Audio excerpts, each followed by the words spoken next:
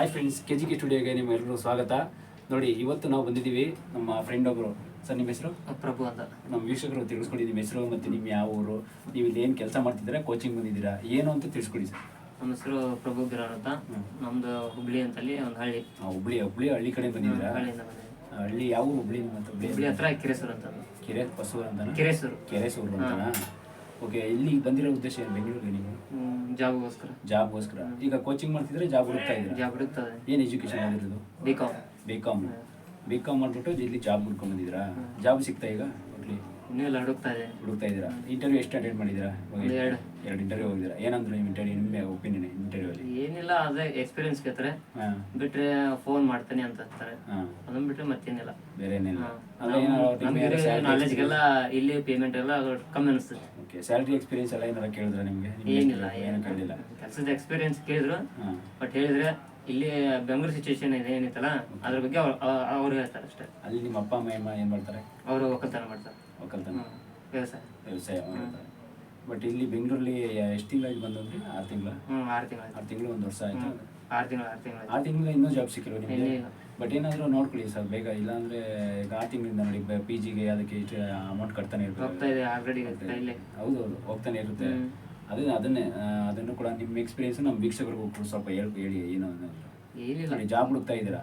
6 month ಆಗಿದೆ. 1 ಮಂತಿಂದ ಏನಾದ್ರು ಒಂದು ಡೆಲಿವರಿ ಜಾಬ್, ಅದು ಏನಾದ್ರು ಒಂದು ಪಾರ್ಟ್ ಟೈಮ್ ಆದ್ರೂ ನೀವು ಮಾಡ್ಕೋಬೇಕಲ್ಲ ಅಂತ ನಮಗೆ. ಆದ್ರೆ ನಮ್ಮ ತಲೆಯಲ್ಲಿ ಇರೋದು ಎಜುಕೇಶನ್ ಮೇಲೆ ಒಂದು ಯಾವ್ದಾದ್ರು ಒಂದು ಕೆಲಸ ಸಿಗಬೇಕಂತ. ಇವಾಗ ಆಲ್ಮೋಸ್ಟ್ ನಾವು B.Com ಕಲ್ತಿದ್ದೀವಿ, ನಮ್ಗೆ ಇದೇ ತರ ಕೆಲಸ ಬೇಕಂತ ಮೈಂಡ್ ಸೆಟ್ ಇದೆ. ನೋಡಿ, ನಿಮ್ಮ ಜೊತೆ ನಿಮ್ಮ ಫ್ರೆಂಡ್ಸು ಕೂಡ ಬಂದಿದ್ದಾರೆ ತುಂಬಾ ಜನ. ಅವರೆಲ್ಲ ಜಾಬ್ ತಗೊಂಡಿಲ್ವಾ? ನೀವು ಹಿಂಗೆ ಇದ್ರೆ ತಗೊಂಡಿದ್ದಾರೆ. ಬಟ್ ಅವ್ರ ಕೆಲಸ ಅಂತಲೇ ನಮ್ಗೆ ಸಿಗಬೇಕಲ್ಲ. ಅದೇ ಅವ್ರ ಕೆಲಸ ನಿಮ್ಗೆ ಇನ್ನೂ ಸಿಕ್ಕಿಲ್ಲ ಅಂತ ನಿಮ್ಗೆ ಏನು ಅನ್ಸಲ್ವಾ ಅಂತ ಬೇಜಾರಾಗುತ್ತೆ. ಅದೇನೆ ನೋಡಿ, 6 ಮಂತಿಂದ ಜಾಬ್ ಇಲ್ಲ, ಇಲ್ಲಿ ಜಾಬ್ ಹುಡುಕ್ತಾ ಇದ್ದೀರಾ ಅಂತೀರಾ.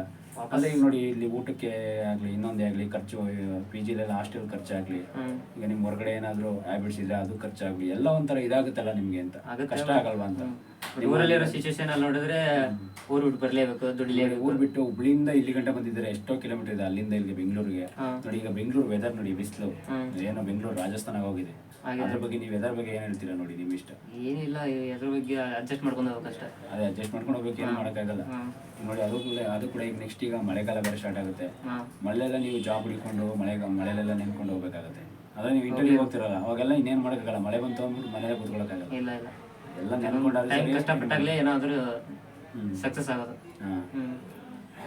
ಈಗ ಅಲ್ಲಿಂದ ಇಲ್ಲಿವರೆಗೂ ಬಂದಿದ್ದೇವೆ ಅಂತಂದ್ರೆ ಏನಾದರೂ ಒಂದು ಏಮ್ ಇಟ್ಕೊಂಡು ಬಂದಿರ್ತೀವಿ. ಅದೇ ಒಂದು ಗುರಿ, ಒಂದು ಗೋಲ್ ಇಟ್ಕೊಂಡು ಬಂದಿದ್ದೀರಾ. ಸಕ್ಸಸ್ ಆಗ್ಲೇಬೇಕು. ಸಕ್ಸಸ್ ಆಗಿ ವಾಪಸ್ ಊರಿಗೆ ಹೋದ್ರೆ ರೆಸ್ಪೆಕ್ಟ್ ಇಲ್ಲ. ಹೌದಾ? ಅಲ್ಲಿಂದ ಇಲ್ಲಿವರೆಗೂ ಬಂದಿದ್ದೆ ಒಂದು ಗುರಿ ಇಟ್ಕೊಂಡ್ ಬಂದಿದ್ದೆ. B.Com ಅಷ್ಟೇ ಮಾಡಿದ್ದೆ? M.Com family problem. ಬೇರೆ ಏನೇನು ಹೇಳ್ತೀರಾ? ಈ ತರ ಹಳ್ಳಿ ಬಿಟ್ಟು ಸಿಟಿ ಆಗಿದ್ರೆ ಏನೋ ಒಂದು ಇಂಟೆನ್ಷನ್ ಇಟ್ಕೊಂಡ್ರಿ, ಒಂದು ಗುರಿ ಅನ್ನೋದಿರ್ಲಿ. ಯಾವ್ದೇ ತರ ಟೈಮ್ ವೇಸ್ಟ್ ಮಾಡ್ಬೇಡ್ರಿ. ಟೈಮ್ ವೇಸ್ಟ್ ಮಾಡಬಾರ್ದು. ಒಟ್ಟಲ್ಲಿ ಇರೋ ಟೈಮ್ನ ನಾವು ಹಿಂದೆ ಎಲ್ಲ ಟೈಮ್ ವೇಸ್ಟ್ ಮಾಡಿಬಿಡ್ತೀವಿ. ಏನೋ ಕೆಲಸ ದುಡಿಮೆದಲ್ಲಿ ಸ್ವಲ್ಪ ಆದಷ್ಟು ತೊಡಗಿಸ್ಕೊಳ್ಳಿ. Thank you. ಇಷ್ಟೇ ಬ್ರೋ, ಇಷ್ಟಕ್ಕೆ